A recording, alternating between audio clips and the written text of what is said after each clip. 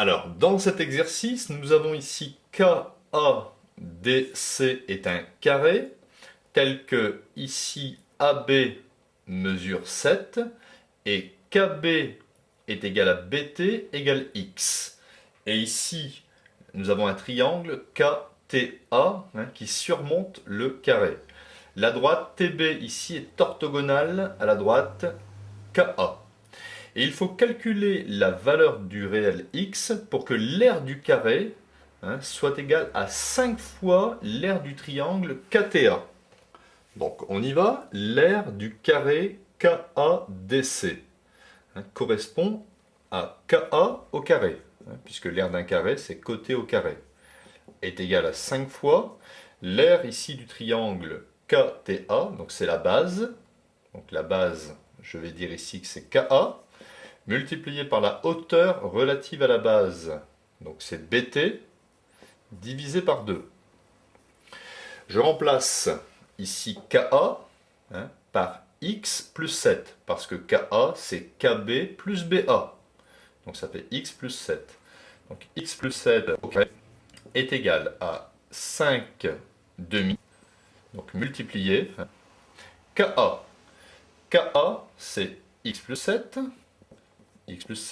que j'ai entre parenthèses, multiplié par BD, c'est X.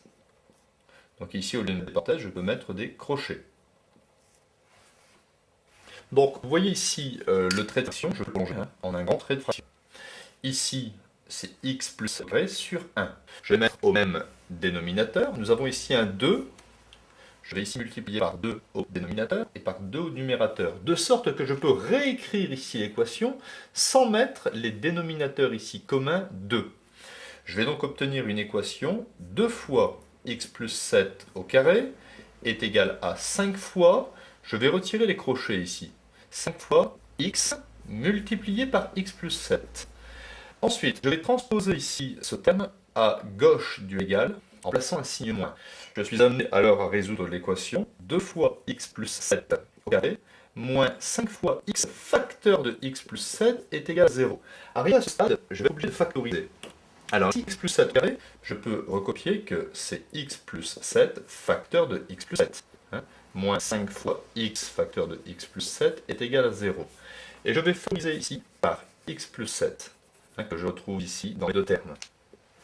Donc, je factorise, donc x plus 7, facteur, j'ouvre les crochets, de 2 fois x plus 7, 2 fois x plus 7, moins 5 fois x. 5 fois x est égal à 0. Vous voyez, j'ai mis x plus 7 ici devant, et j'ai recopié tout ce qui n'était pas souligné de la gauche vers la droite.